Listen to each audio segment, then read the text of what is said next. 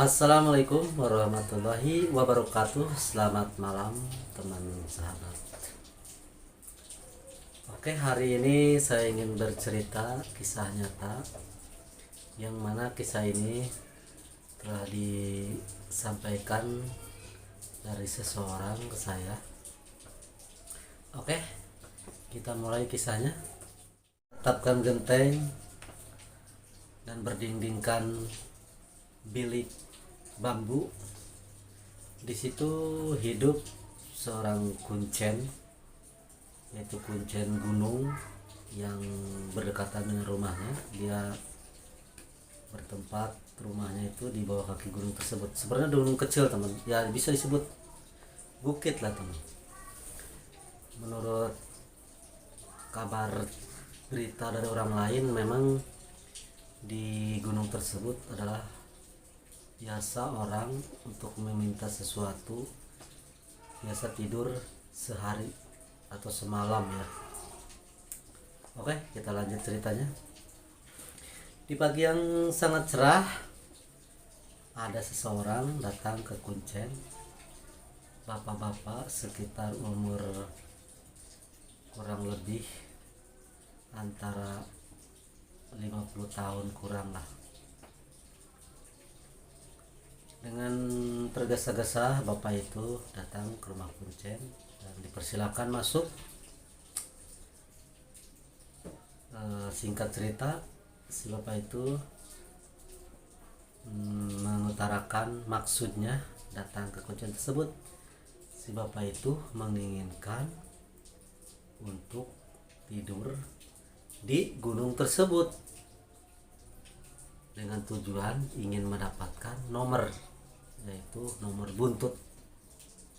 Gak usah diceritain lah, zaman dulu buntut nomor apa kali, kalau sekarang togel kali ya. Dan setelah itu si kuncen pun terdiam sejenak dan tak apa yang dipikirkan. Lanjut, si kuncen itu berbicara kepada si berkata,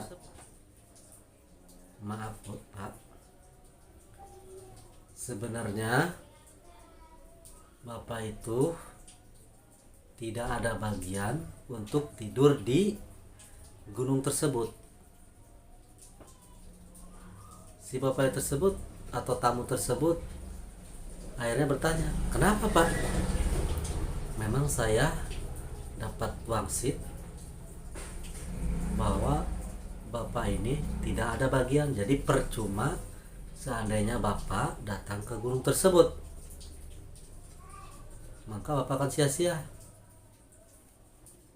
Si tamu pun berkata lagi, terus gimana nih Pak, saya jauh-jauh datang kemari, saya dari kabupaten, terus kayaknya saya sia-sia kesini. Si kuncen pun terdiam sejenak. Begini saja, itu ada seorang pemuda yang sedang mengupas singkong untuk bahan tape. Kalau pemuda itu ada bagian. Bagaimana kalau pemuda itu yang suruh naik ke gunung untuk bermalam di gunung? Si tamu pun tersenyum. Baiklah kalau begitu. Akhirnya si bapak tersebut memanggil pemuda itu dengan memanggil, Dek, kemari sebentar. Si pemuda itu datang menyamperin. Ada apa Pak? Begini, saya itu ada niat untuk naik ke gunung sana, nginep sehari, dan saya ada tujuan, cuman saya itu nggak ada bagian. Jadi kalau ada ini ada bagian, saya janji kalau seandainya nanti berhasil, adek saya kasih apa yang diminta. Akhirnya pemuda tersebut menyetujui. Cuman kata pemuda tersebut, saya sih nggak sanggup kalau sendiri. Terus kuncen pun bilang, udah kalau begitu cari teman satu lagi buat nemenin kamu tidur. Ayah kalau begitu udahlah, di situ ada saudara saya dan nanti saya akan manggil dia atau mengajak dia untuk tidur di sana. Akhirnya singkat cerita, sore pun tiba. sekitar jam 4 ya, jam 4. Akhirnya Kuncen pun mempersiapkan segala macam sesajen. Berangkatlah mereka ke gunung tersebut. Perjalanan sekitar 2 jam lah, antara 2 jam. Sebenarnya sih bukan gunung besar ya, itu sebuah bukit, cuman ya lumayan tinggi. Cuman kononnya di bukit itu biasa orang-orang dari mana-mana itu sering tidur semalam, dan konon kabarnya sering berhasil katanya.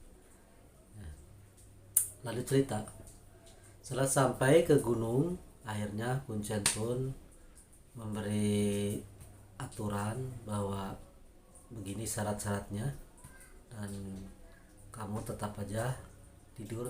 Oh ya teman, di situ ada sebuah batu besar yang berbentuk mirip ibarat goa lah gitu ya. Jadi si di dalam dekat batu, di bawah batu itu ada mirip goa. Jadi kalau kita tidur di situ atau diam di situ itu tidak kena hujan. Jadi si batu itu menghalangi, jadi atap lah sekalian.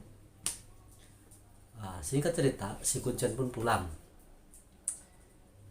Setelah menjelang malam, itu dua pemuda ngobrol juga, bercakap-cakap. Kata pemuda yang satunya, gimana nih, apakah kita akan berhasil? Ya kita tunggu aja, kata yang satunya. Setelah jam 12 malam, itu temannya itu malah tertidur teman. Jadi dia tinggal sendiri. Pas hari malam itu hujan rincik-rincik ya, hujan kecil, tapi ya tidak membasahi, soalnya terhalang batu tersebut. Akhirnya setelah lama menunggu duduk, itu pemuda yang tadi itu, yang duduk itu bilang begini, lah mau ada apa-apa sih di sini katanya. Udah malam jam 12 gak ada apa-apa. Udah gini aja lah, kalau nggak ada yang datang hari ini, tempat ini mau saya buang air besar di sini katanya. Selang beberapa menit teman, itu tiba-tiba ada suara. Cuman suaranya itu mirip orang tua. Suara orang tua cuman tidak berbentuk. Dia pun berkata begini, kamu mau uang berapa karung saya kasih, cuman saya minta satu. Pemuda itu pun terdiam.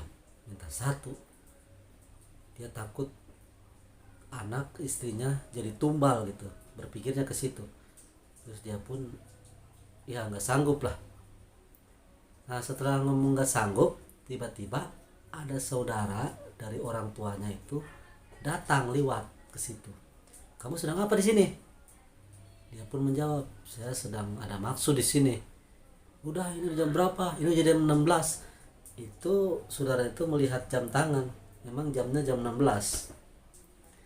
Setelah itu aneh tapi nyata, tiba-tiba Kuncen datang ke situ membangunkan teman. Tiba-tiba datang Kuncen ke situ membangunkan pemuda itu. Bangun, bangun, bangun, bangun dek, bangun. Itu pemuda tadi itu bingung, loh tadi kan saya kan duduk di sini, malah hujan rincik-rincik, loh kenapa saya tidur? Tadi ada orang tua. Udah, kata Kuncen, ambil telur itu, bawa telurnya, telur ayam kampung itu, kita pulang. Akhirnya bertiga mereka pun pulang ya. Sesampainya di rumah Kuncen itu si bapak yang tadi itu nunggu di situ ya. Akhirnya si bapak yang tadi itu ngomong begini, gimana dek, berhasil? Kata Kuncen begini, coba dek lihat telurnya, telur ayam kampungnya. Pas dilihat tuh telur ayam kampung itu, di dalam telur ayam kampung itu ada nomor 16. Akhirnya si telur itu, nomornya itu dikasihin sama si bapak itu. Nah singkat cerita, pagi-pagi sekali itu si bapak pergi untuk memasang nomor buntut itu ke kabupaten. Dan setelah pergi, itu si pemuda tadi ditanya sama kuncen tadi,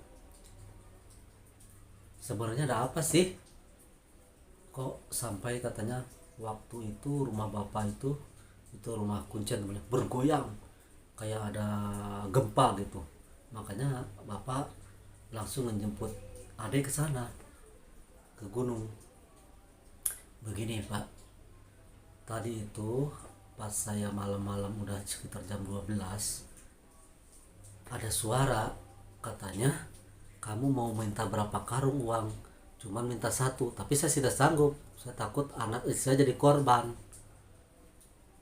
Sebenarnya kata kuncen, kamu sanggupi aja, sebenarnya yang diminta korban, yang dimaksud minta satu itu nanti kamu kalau udah sukses minta satu korban yaitu binatang model seperti kebo kalau udah sukses benar.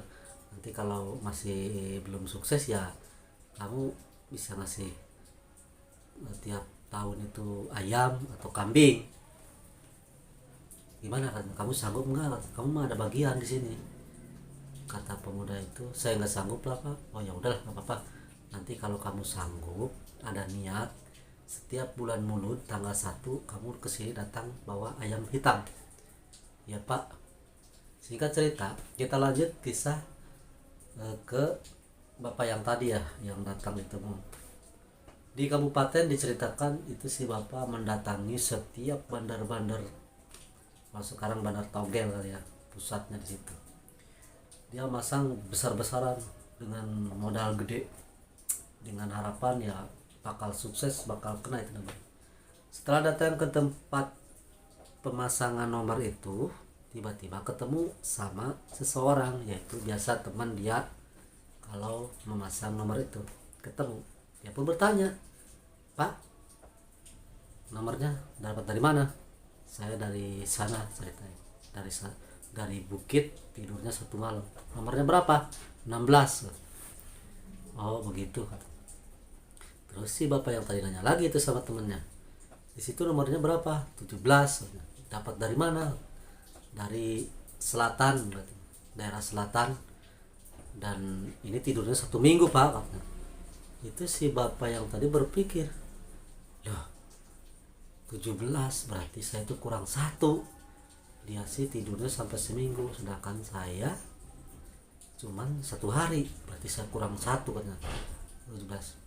Akhirnya si bapak itu semua uang yang dibawa itu dipasangin nomor 17, karena dia perkiraan dia itu prediksi dia itu bakal keluar 17, berarti kurang 1. Udah singkat cerita, sorenya si bapak itu datang ke tempat kuncen tersebut, dan si pemuda itu dipanggil lagi. Di rumah kuncen itu ada radio ya zaman dulu itu. Akhirnya mereka menunggu untuk mendengar informasi berapa nomor togel yang akan keluar. Zaman dulu bukan togel ya nomor buntut lah. Akhirnya mereka duduk bertiga, berempat teman, bersama tadi pemuda yang teman yang satu saudaranya pemuda tadi.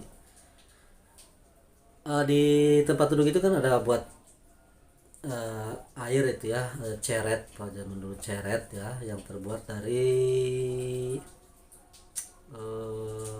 bukan kuningan tapi aluminium ya, zaman dulu itu. Mereka pun duduk, pas datang waktunya malam-malam, udah waktunya jam sekian, saya juga kurang tahu, lupa tahu, gak ditanyain jam berapa, malam lah, nggak buntut itu keluar. Akhirnya setel tuh radio, pas dibunyiin, pas itu nomor pas keluar nomornya 16 teman. Itu si bapak yang tadi sangat-sangat emosi. Itu ceret yang tadi buat tempat air itu teman, langsung dia lemparkan ke atas. Bram. Itu saking kecewa, semua terdiam. Itu juga bingung, yang ada di situ kuncen, yang pemuda tadi ya bingung, ada apa nih sebenarnya, sedangkan yang keluar itu kan 16. Akhirnya si Kuncen itu nanya sama siapa, sebenarnya ada apa ya Pak? Kata bapak tadi, saya mau minta maaf sama si ade itu. Emang kenapa? Kan keluar. Begini ceritanya, jadi nomor itu nggak saya pasangin ya. Akhirnya si bapak tadi ceritain kejadiannya pas dia masang ketemu sama temennya. Akhirnya dia minta maaf sama si ade tadi ya, si pemuda tadi dan sama Kuncen tadi. Akhirnya setelah itu bilang gini tuh si bapak tadi, sebenarnya si bapak ini temen orang yang berpangkat, saya nggak ceritain lah detailnya apa. Dan dia pun bilang begini, dek, kalau mau ikut sama saya yuk kita ke luar negeri, ke Inggris, karena istri saya orang Inggris. Kalau ada yang mau ikut saya ajak. Kayaknya si pemuda itu bilang begini, nggak bisa Pak, saya punya anak dan istri. Oh ya udah kalau begitu, ini saya ngasih kenang-kenangan baju sama peci buat lebaran. Kebenaran bulan itu pas bulan Ramadan teman, begitu ya. Akhirnya mereka pun pas pagi, setelah pagi si bapak itu pergi, dan akhirnya si pemuda itu bilang begini, kok nggak bisa, padahal udah pas nomor 16 tapi kenapa dia nggak masangin, nanyain sama Kuncen gitu. Kata Kuncen begini, kan saya sudah bilang bahwa si bapak itu nggak ada bagian di gunung ini. Si pemuda itu pun terdiam. Oh begitu. Akhirnya singkat cerita si pemuda itu pun pulang ke rumah. Ya begitulah teman-teman kisahnya. Jadi intinya hidup itu jangan ingin sesuatu yang mudah, yang mustahil. Yang penting intinya hidup itu berusaha dan berdoa. Jangan mengharapkan sesuatu yang belum mungkin atau tidak mungkin, yang tidak pasti. Oke, buat teman-teman semuanya selamat malam. Wassalamualaikum warahmatullahi wabarakatuh.